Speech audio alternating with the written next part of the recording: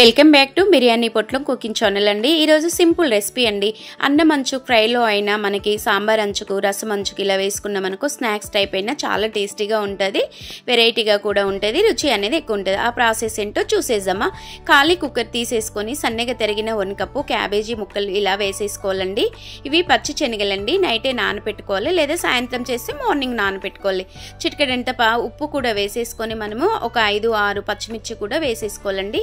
1 cup water వేసుకోవాలి. 1 cup cabbage, 1 cup శనగలు, ఒక 6 పచ్చిమిర్చి, సాల్ట్ వేసి కప్పు వాటర్ వేసేసి ఇలా మూత పెట్టుకొని స్టవ్ వెలిగించుకొని 2 విజిల్స్ వచ్చే వరకు మనం ఈ విధంగా బాయిల్ చేసుకోవాలండి.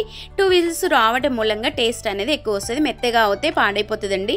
స్టవ్ వెలిగించుకొని ఒక బౌల్ అయితే పెట్టేసుకొని 1 స్పూన్ ఆయిల్ వేసుకొని పోపు దినుసులు వేసుకొని వెల్లుల్లి రెబ్బలు, ఎండు మిరపకాయలు, కరివేపాకు కూడా వేసుకొని చూడండి. మరి సన్నగా తరిగిన ఉల్లిపాయలు కూడా 1 కప్పు వేసుకొని సన్నగా తరిగిన కొత్తిమీర కూడా వేసేసుకొని ఇలా ఓసారి కలిపేసుకోవాలండి.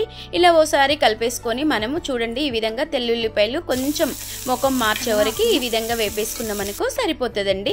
చిటికెడంతా సాల్ట్ కూడా వేసుకోవాలి. ఎక్కువ సాల్ట్ అనేది వేయకూడదు. శనగల్లో క్యాబేజీలో వేసాం కదా బాయిల్ చేసేటప్పుడు, సాల్ట్ ఎక్కువ వేస్తే రుచి కోల్పోతుందండి. ఈ విధంగా చూడు బ్రౌన్ కలర్ వచ్చే వరకు ఉల్లిపాయలు అయితే ఏగిపోయాయండి. 2 విజిల్స్ వచ్చి ఆవిరంతా పోయే వరకు పక్కకు పెట్టిన క్యాబేజీ శనగల్ని మనము ఈసారి ఒక చిల్లున్న గిన్నెలు తీసుకొని వడకట్టేసేయాలి. ఈ విధంగా బాయిల్ అయితే సరిపోతుందండి.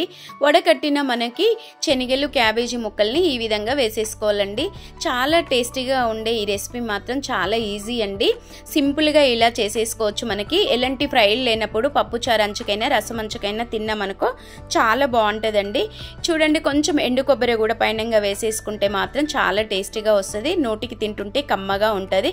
పైనంగా కొంచెం కరివేపాకు కొత్తిమీర వేసి మరోసారి ఇలా కలిపేసేయాలండి. ఈ సింపుల్ రెసిపీ ఎంత కమ్మగానో ఉంటుంది. మీరు ట్రై చేసి ఒక లైక్ చేసి షేర్ చేసి సబ్స్క్రైబ్ చేయండి. Bye bye.